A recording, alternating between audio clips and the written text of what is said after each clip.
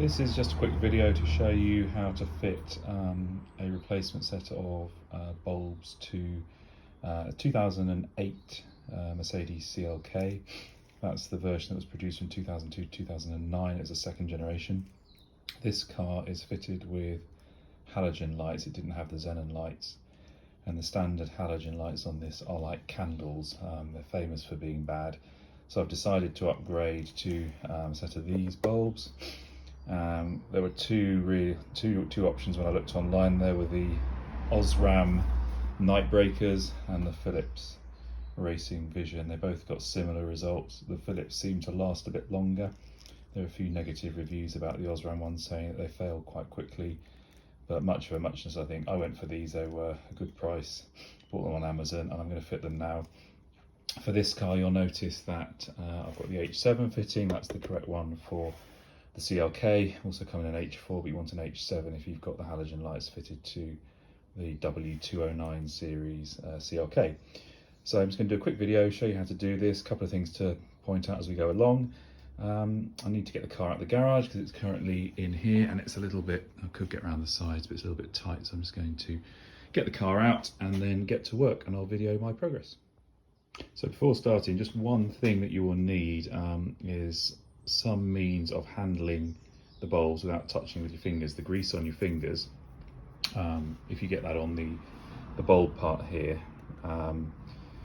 causes the bulbs to fail prematurely. I have a funny feeling that people that report issues with these things failing after a couple of days have had their fingers all over them and got greasy fingerprints all over the bulbs. You don't want to do that. I've got these disposable gloves that I just use generally, like when I'm doing anything messy around the car. Put a pair of them on, and then you don't run the risk of getting anything greasy on the bulbs. That's a good tip, and as I say, I think that's why a lot of people report these things fail sooner than they should do. It's only my theory, but I have a funny feeling that's the reason. So these are the old bulbs in action. Let's get a close up. I'm going to try and do a before and after.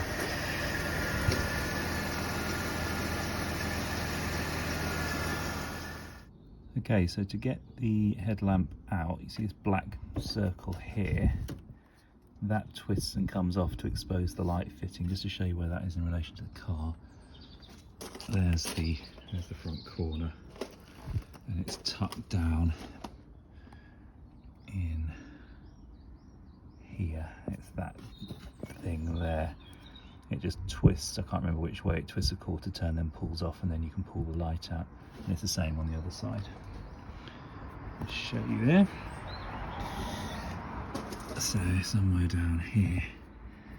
Oops, can't really see with my camera very easily. I don't know if you can see, it's tucked in down here. A bit hard to get to, but that's the location. Again, they just twist off. Right, so I'm going to try and film this one being removed. So doing it one-handed, but give it a little twist. There we go. And the cover, as you can see there, comes off. Actually, it's got a little arrow on now, it's out, so you can see there. So I twisted it anti-clockwise to open it. So that's a good tip. Anti-clockwise twist, about not even a quarter of a turn. Now that's out, you can actually see the bulb. I'm going to try and move my camera in. But you can see the bulb there going into the back of the light in that circular corner down here.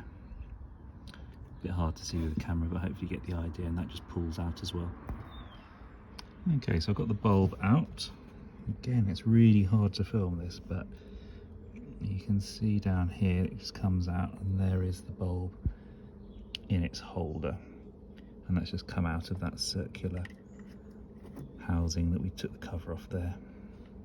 Same on the other side. I'm not going to film both of them because that's not terribly interesting, but that's what we need to do. We'll take this bulb out, pop the new one with the gloves, and then put it all back together.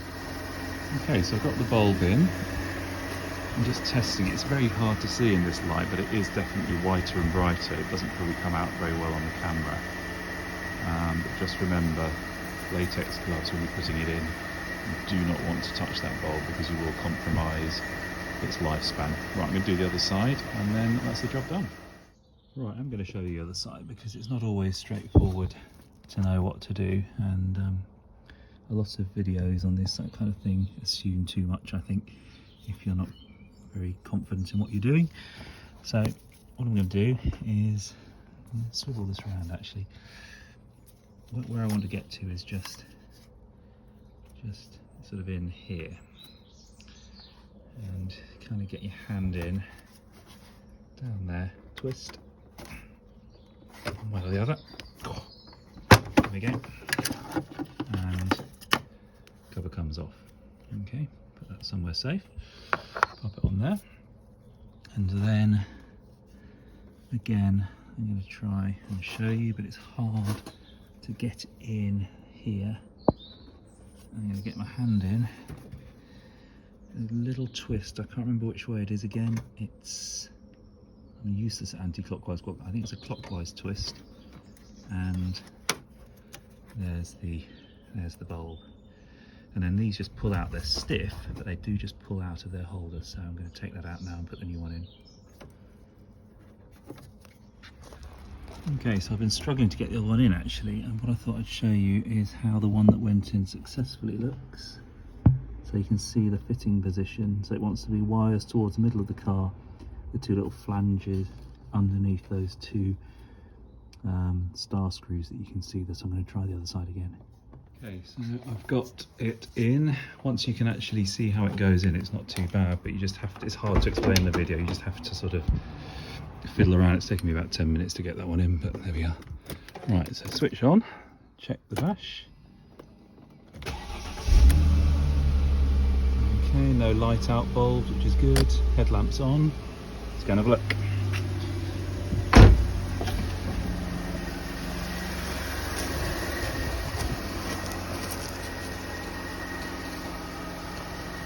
They are definitely brighter. It's very hard to see with a camera like this what they are.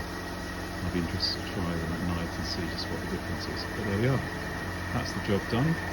Hope that's useful. There we go. One headlamp replacement done. Took about 15 minutes in total. I think it took me about 10 minutes to do that light because I couldn't see what I was trying to do, and it's really difficult working in the dark. But once you've got the hang of it, it's not too bad. I'm an amateur at these things. I've managed it. I'm sure you can too. Hope that's useful. Cheers.